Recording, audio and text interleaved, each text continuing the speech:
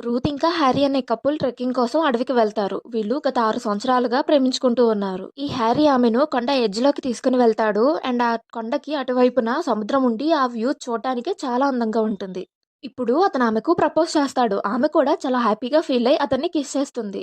But అతన్ని అలా kiss చేస్తూ కొంచెం పరధ్యానంగా ఉండగానే కొట్టి ఆ కొండపై నుంచి కింద పడేస్తుంది. అతను కూడా అంత ఎత్తు నుంచి పడిపోవటంతో స్పాట్‌లోనే చనిపోతాడు. ఇప్పుడు ఆమె ఎవరో తనని తరుముకుంటూ వస్తున్నారన్నట్టు పిచ్చిదానిలాగా వేగంగా పరిగెడుతుంది, పరిగెడుతుంది, పరిగెడుతుంది. ఎంతలా అంటే తన కాలికి ఏదో తగిలి కింద పడిపోయేంత వరకు. ఆమెను రే ఇంకా వివాన్ అనే ఇద్దరు కపుల్స్ కాపాడి ఏదో అడవి జంతువు ఈమెను వెంబడించుంటుందని కూర్చోపెట్టి మాట్లాడుతుంటారు. కానీ రూత్ వాళ్ళకి ఏ విషయం చెప్పకుండా అలా సైలెంట్ గా ఉండిపోతుంది. వాళ్ళకి ఏం అర్థం కాదు. కానీ ఆ అమ్మాయి ఒక కత్తిని తీసుకుని తన దగ్గర పెట్టుకుంటుంది.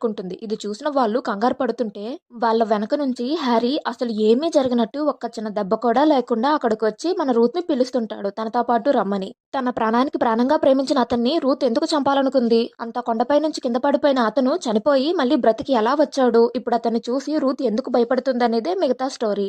ఈ మూవీ యొక్క ఫుల్ ఎక్స్‌ప్లనేషన్‌ని నేను నా ఛానల్‌లో పోస్ట్ చేశాను. ఆ వీడియో యొక్క లింక్‌ని ఈ వీడియో టైటిల్ దగ్గరే ట్యాగ్ చేస్తాను. ఇంట్రెస్ట్ ఉంటే చూసేయండి.